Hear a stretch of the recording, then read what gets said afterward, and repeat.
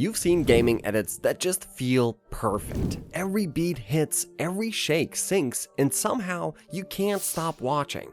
But here's the truth, that's not luck, it's psychology.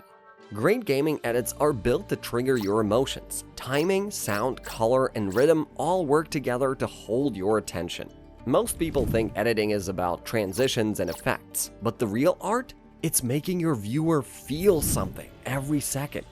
So today, I'm not just going to show you how to make effects, I'm showing you how to think like a gaming editor. I made a small edit to show you how I want you to edit your next gaming videos. Check it out.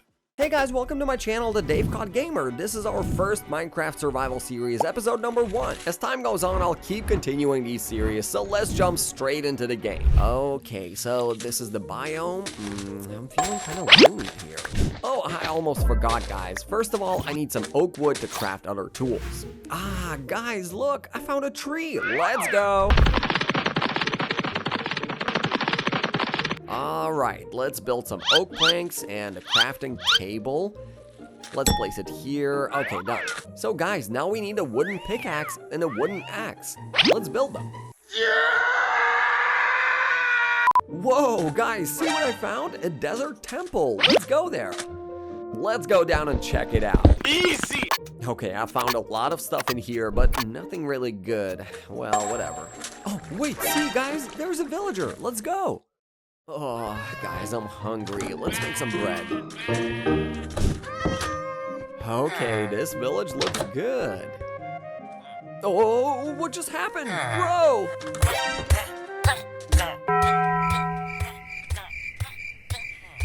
6.5 hours later. Bruh. It's already night, so let's go to sleep. Good morning, guys. It's day 2, and today we're gonna kill Ender Drago. sorry, just kidding. Today we're actually going to find some iron and craft an iron pickaxe, an axe, and maybe some iron armor. So, how is it? I hope you like it, because that's exactly how I want you to edit your next gaming video. What you just saw wasn't random effects. Every shake, flash, and color change was placed to make you feel something. In this video, I'll show you how I created that edit step by step through 7 quick tutorials. And hey, if this video hits 500 likes, I'll make part 2 with even deeper breakdowns. So comment part 2 if you want me to continue the series. But here's the thing, copying these effects alone won't make you a great editor. Tutorials can teach you skills, but to truly understand gaming edits, you need to know why these things work, the rhythm, the emotions, and psychology behind them. So before you learn transitions, animations, or effects, you need to understand what actually makes a gaming edit work. Gaming edits aren't like cinematic videos or vlogs. They're faster, louder, more emotional, built to grab attention in the first few seconds and never let go. Every great gaming edit has 5 things working together: text, visuals, sound, color, and pacing. Let's break them down. 1. Text. In normal edits, text is there to explain, but in gaming edits, text is there to feel. Every word on screen becomes an emotion, the scream of a victory, the echo of a defeat. A single word like clutch isn't just typography, it's a punch to the viewer's dopamine. Gamers don't read text, they absorb its energy. That's why font, motion, and timing matter more than words themselves. And if you struggle to sync your text perfectly to the beat, there's a tool called Captioneer inside Premiere Pro that can help. It makes syncing and styling captions so much faster and cleaner, perfect for gaming edits where every frame counts. I'll drop the link below if you want to try it out. You match the text to the heartbeat of the moment, like when the gun fires, the text hits. When the beat drops, the text explodes. It's not just subtitles, it's visual adrenaline. Normal edits speak to the eyes, gaming texts speak to the instinct. 2. Visuals. In a cinematic film, visuals tell the story. But in gaming, visuals are the story, and the player is the hero. Every camera shake, zoom, and blur isn't decoration, it's psychological immersion. You're not just showing gameplay, you're controlling how the brain perceives skill. A slow zoom in a sniper moment creates focus tension. A rapid camera spin during an explosion creates chaos and thrill. It's brain manipulation through movement. Visuals and gaming edits aren't meant to look pretty. They're meant to feel alive, unpredictable, like the game itself. Normal edits want clarity, gaming edits want impact, to make the viewer feel inside the game, not just watching it. 3. Sound. Sound is where gaming edits truly breathe. In normal edits, music supports visuals. In gaming edits, music and effects are the soul. Every gun reload, footstep, and impact isn't just a sound effect, it's rhythm. You sync hits to the beat because the brain loves synchronization. It creates a reward loop. Each sound hit releases a tiny bit of dopamine, like a mini win for the brain. When the bass aligns with a headshot, it's not coincidence, it's psychological satisfaction. And silence is just as powerful. A pause before a kill lets tension build, making the payoff even sweeter. Normal videos use sound to inform, gaming edits use sound to control emotion. 4. Color. Now, color grading in gaming edits is pure psychology. While normal edits chase aesthetics, gaming edits chase mood intensity. Cold blues for focus and precision, warm reds for aggression and power, contrast-heavy tones to make each frame punch harder. Color isn't background, it's emotional coding. A desaturated tone before a final kill builds tension. A sudden flash of saturation feels like victory unleashed. You're not color correcting the footage, you're color conditioning the viewer's mind. Normal edits want realism, gaming edits want feeling. 5. Pacing. In normal videos, pacing is about structure, beginning, middle, end. But in gaming edits, pacing is about psychological rhythm. Fast cuts excite the brain, slow motion rewards it. It's a constant dance between tension and release, building anticipation, then exploding it. You don't edit linearly, you edit emotionally. You can break rules, cut mid-beat, reverse time, or freeze frame as long as it feels right. Because gaming isn't predictable, it's chaos, skill, and surprise.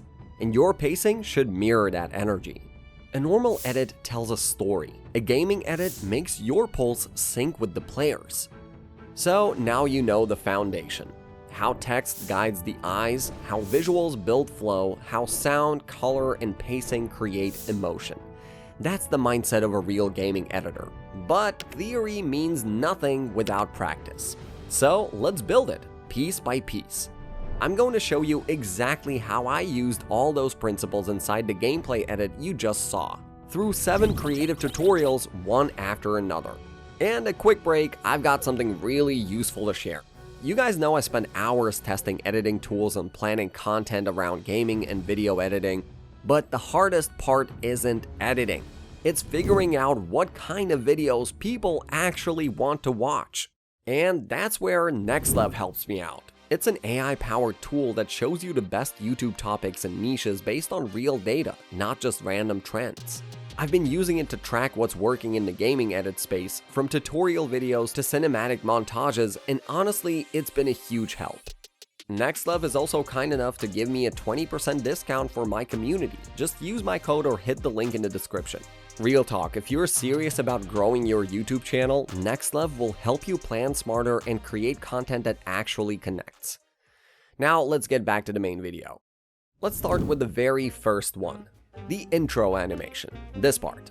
Hey guys, welcome to my channel, the Davekot Gamer. This is our first Minecraft survival series, episode number 1. As time goes on, I'll keep continuing these series, so let's jump straight into the game.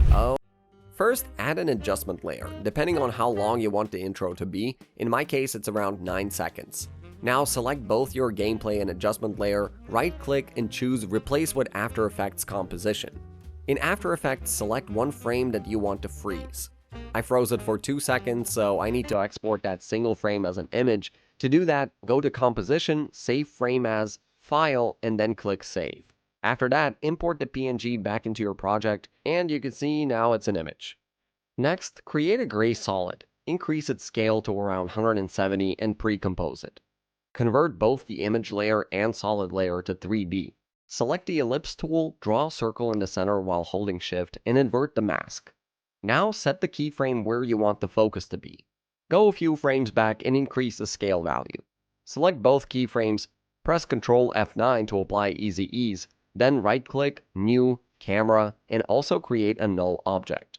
Convert the null object to a 3D layer and parent the camera to it. Duplicate the solid layer, select it, and press S to open Scale. Remove the scale animation, increase the scale manually, then press P to open position, and change the Z-axis value to 1. Remove the mask from this layer and increase its scale. Now it's time to animate the camera. You can do this however you like. I animated it slightly to add some movement. Next, let's add a logo. Import your logo, place it between both keyframes in the center, and convert it into a 3D layer. Place your logo inside the masked circle and set the Z-axis of the logo layer to 0.5. And same for the image layer, then add a fade in animation using Animation Composer. It's free to download. Just select the layer and apply the fade in preset. Done! Now add your channel name, write your text, convert it to a 3D layer, align it properly, and add an animation from Animation Composer. Next, you can see a thumbnail appearing from the bottom with a fade-in effect. Let's recreate that. Import your thumbnail, add the roughen edges effect, and copy my settings. Adjust as needed for your gameplay series. Add the title, place it properly, and pre-compose all 3 layers. Name this composition T1. Convert the T1 layer to 3D and position it where you want. To animate this layer, select it and press P to open position. Move a few frames forward, set a keyframe, then go back a few frames and lower the Y-axis to move it down. Select both keyframes, apply Easy Ease, and add a fade-in effect from Animation Composer, and you've now created this animation. Repeat the process for as many thumbnails as you want. And that's how I built the entire intro. Clean, cinematic, and full of depth. But a great intro is only half the story. The next thing your viewer sees, your text, needs to move just as smoothly. So let's learn how to create that with smooth text animation. First, write your text and place it where you want. Then drag and drop the slide-in animation from my preset, link in the description. Go to the Effects control panel, expand the effect, and move the second keyframe closer to the first one for faster animation. Duplicate your first keyframe and set your graph editor like mine. Go to the center frame, add a rotation keyframe, then move a few frames back and set the value to -40. Move to the last keyframe and set the rotation to 40. Finally, add a drop shadow. And there you go, your smooth text animation is ready. Nice and smooth, that's how your text should move. Now, let's add some fun to your edit with bubble animation. Select the ellipse tool, draw a circle while holding shift, and name it Bubble.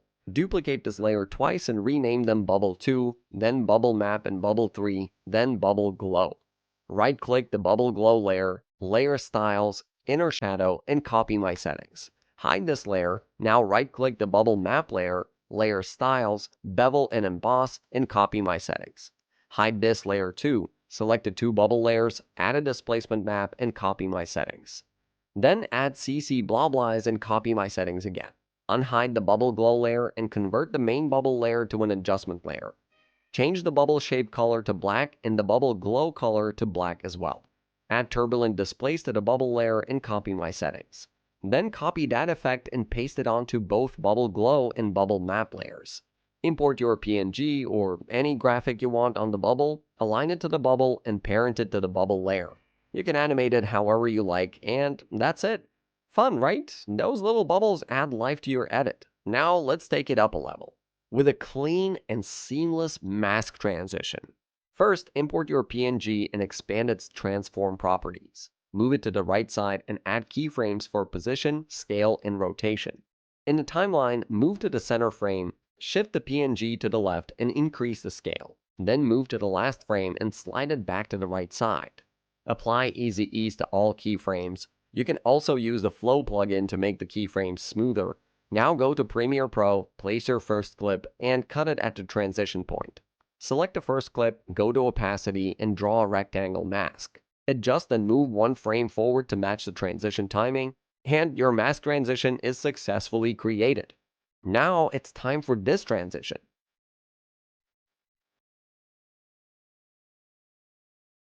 It's one of the most common styles in gaming edits, so mastering it will really level up your editing flow. Import both PNGs, add CC Reptile to the right PNG, and expand the right value to 400. Then add CC Reptile to the left PNG and expand the left value to 400. Duplicate these layers and animate them as you like. Add your logo in the center, convert it into a 3D layer, and add a pop-up animation using Animation Composer. Press R to open rotation, add a keyframe, move a few frames back, and change the rotation value. You can play with the keyframes until it looks right. To add more depth, apply a drop shadow to the logo. Now add an adjustment layer above everything, apply CC Vignette, and adjust the settings. You're done. The transition is complete. The next one's something you see in almost every edit. Simple but powerful. Yeah, the black and white effect. It looks basic, but when you understand it deeply, it can completely change the mood of your edit. To make this black and white look, simply search for tint in the effects panel and drag it onto your clip. And that's it. Simple. Now, last but not least, this. To make this red and shake effect, search for Lumetri color and apply it to your clip. Go to the Effect Controls panel and change the temperature value to 300. To add a zoom animation, create a scale keyframe. Move forward a few frames and increase the scale value. To add the shake effect, use the medium shake preset from my preset pack. Finally, search for lens distortion, apply it, add a keyframe at the starting frame, move forward 2 frames and change the value to -100. Congrats, you've successfully created this red and shake screen effect. And that's it. 7 tutorials, 1 complete gaming edit. Remember, these effects are just tools. What really makes your edit stand out is how you think while creating it. So don't just copy, experiment, feel the rhythm, and make it your own. If you learned something new, drop a like and comment part 2. I'll upload it as soon as this video hits 500 likes. See you in the next one.